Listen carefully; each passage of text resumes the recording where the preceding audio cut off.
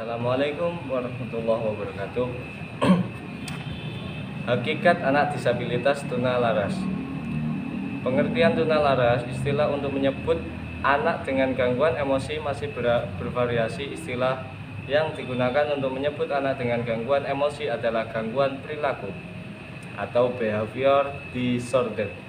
Tetapi dalam dunia pendidikan anak luar biasa, anak yang mengalami masalah tingkah laku disebut sebagai anak disabilitas laras yang mana di dalamnya mencakup anak dengan gangguan emosi atau emotional disturbance dan anak dengan gangguan perilaku yang disebut behavioral disorder. Istilah tunalaras berasal dari kata tuna yang berarti kurang dan laras berarti sesuai.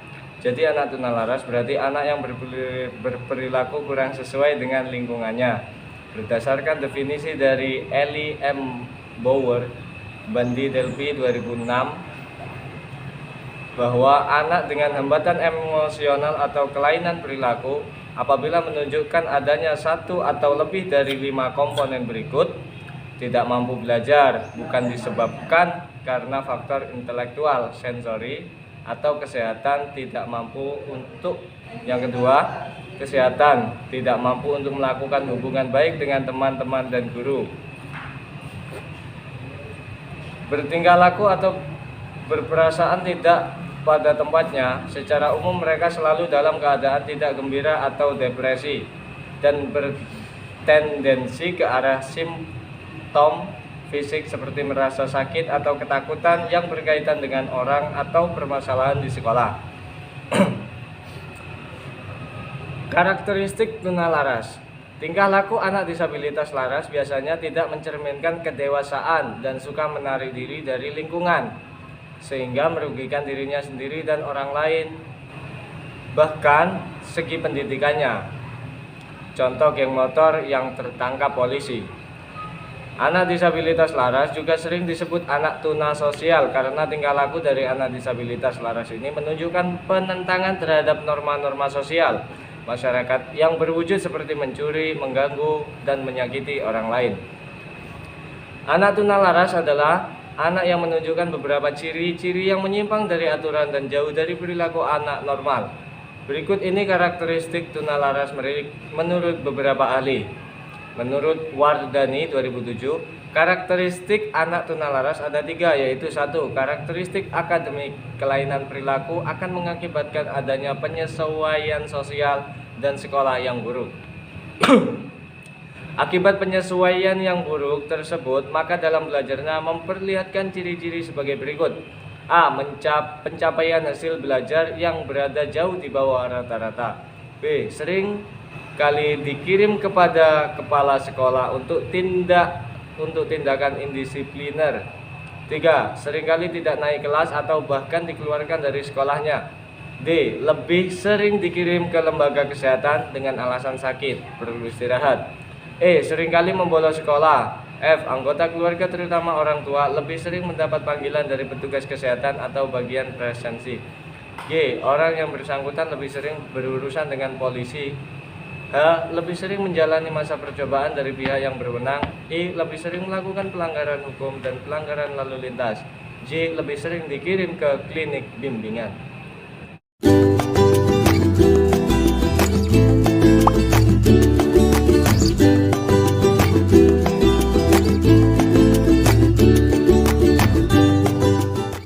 Yang kedua, karakteristik sosial atau emosional. A. Karakteristik sosial. 1. Masyarakat yang menimbulkan gangguan bagi orang lain dengan ciri-ciri perilaku tidak diterima masyarakat dan biasanya A. Karakteristik sosial melanggar norma budaya dan perilaku melanggar aturan keluarga, sekolah, dan rumah tangga. Yang kedua, perilaku tersebut ditandai dengan tindakan agresif, yaitu tidak mengikuti aturan, bersifat mengganggu, mempunyai sikap membangkang atau menentang, dan tidak dapat bekerja sama. 3. Melakukan kejahatan remaja seperti melanggar hukum. B. Karakteristik emosional. 1. Adanya hal-hal yang menimbulkan penderitaan bagi anak seperti tekanan batin dan rasa cemas. 2. Adanya rasa gelisah seperti rasa malu, rendah diri, ketakutan, dan sangat sensitif atau perasa. 3. Karakteristik fisik atau kesehatan. Karakteristik kesehatan atau fisik anak tunalaras ditandai dengan adanya gangguan makan, gangguan tidur, dan gangguan gerakan. Seringkali anak merasakan ada sesuatu yang tidak beres dengan jasmaninya. Ia mudah mendapat kecelakaan, merasa cemas terhadap kesehatan, merasa seolah-olah sakit. Kelainan lain yang terwujud kelainan fisik seperti gagap, buang air tidak terkendali, sering mengompol, dan jorok. Yang kedua, menurut K.A. Muhammad 2008, anak tunalaras menunjukkan ciri-ciri sebagai berikut. 1. Tidak dapat berbicara secara fasih walaupun usia yang telah cukup untuk berbicara. Yang kedua, prestasi kognitif rendah. 3. Perkembangan sosial tidak baik. 4. Hiperaktif. 5. Suka mengganggu orang lain. 6. Suka menyendiri. 7. Sering melamun. 8. Pemarah. 9. Kurang sabar. Dan yang ke-10, sering merasa bersalah.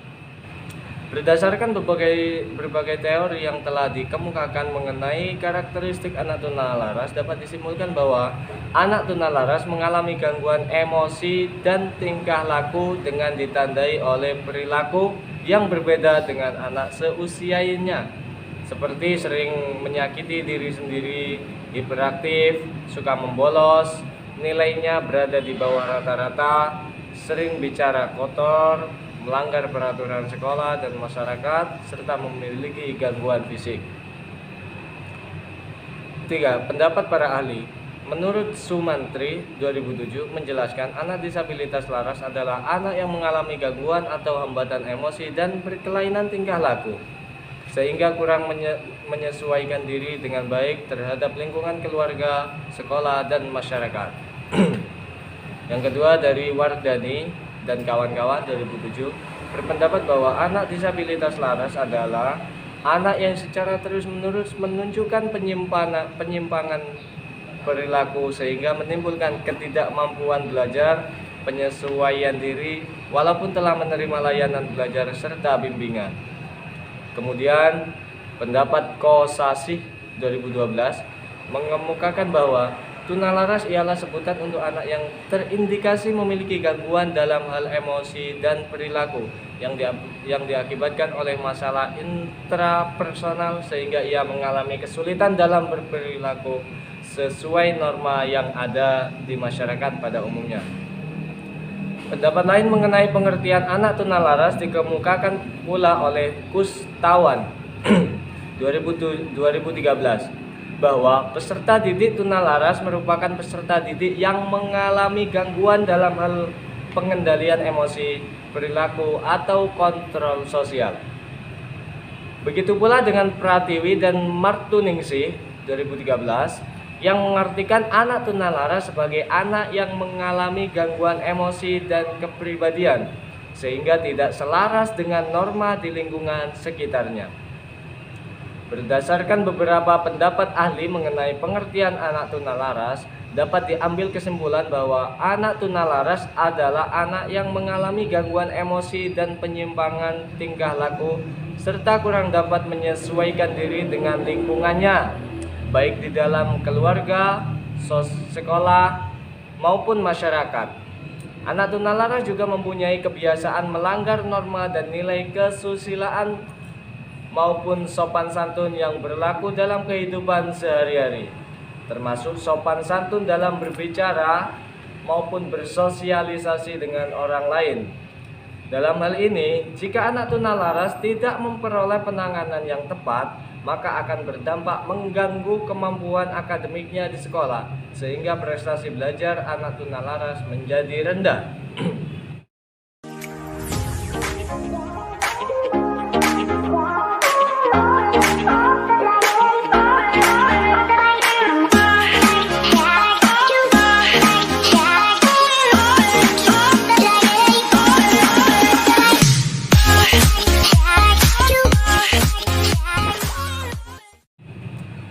Penyebab anak disabilitas laras.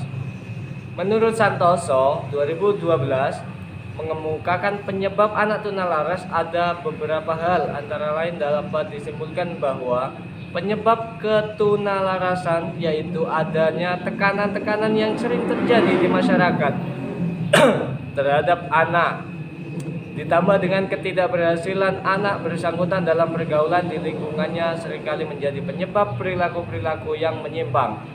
Dapat juga terjadi bila seorang anak kurang memahami akan aturan-aturan yang ada dalam kehidupan masyarakat, atau juga dapat terjadi oleh karena adanya suatu pandangan yang keliru terhadap sekelompok minoritas tertentu. Dapat menjadikan anak yang suka melawan hukum atau aturan-aturan tertentu dan selalu memberontak untuk melawan orang yang berkuasa. Sedangkan menurut K.A. Muhammad 2008 menyatakan gangguan emosi adalah suatu masalah yang bukan saja dialami oleh orang dewasa, tetapi juga oleh anak-anak. Perubahan-perubahan tingkah laku menunjukkan bahwa ia mengalami gangguan emosi, tetapi biasanya orang tua atau guru tidak mengindahkan hal ini.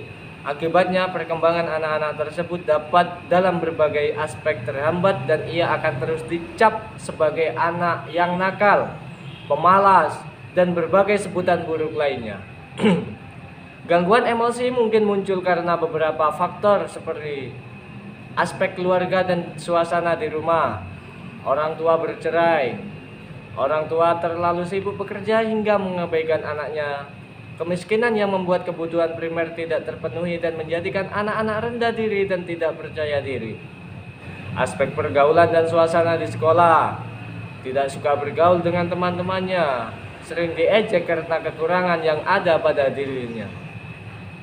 Menurut pendapat Pierangelo dan Giuliani 2008, faktor biologis, faktor psikologis, faktor lingkungan. Faktor biologis, ketidakseimbangan neurotransmitter genetika atau faktor keturunan. Pengaruh sifat-sifat yang diterima anak dari kromosom kedua orang tuanya terhadap perilaku anak setelah lahir. Beberapa perilaku yang dapat memberikan pengaruh yang negatif bagi keturunannya adalah kawin sedara, seks maniak, alkoholisme, kleptomania, gangguan kepribadian, dan lain-lain. C. Infeksi yang mengakibatkan brain damage sehingga memunculkan penyakit mental atau mental illness, siswa ketintang atau mental illness. D. Cedera yang menyebabkan cacat mental atau ibu jatuh saat hamil, contohnya. Kesimpulannya, faktor internal, faktor alamiah yang berasal dalam diri individu. Dalam hal kaitannya dengan hal ini, maka faktor internal penyebab ketunalarasan adalah faktor genetik atau keturunan, faktor kondisi fisik dan psikologis. Faktor eksternal merupakan faktor yang berasal dari luar individu. Dalam kaitannya dengan hal ini, maka faktor eksternal penyebab ketunalarasan adalah faktor psikososial. Sekian, terima kasih.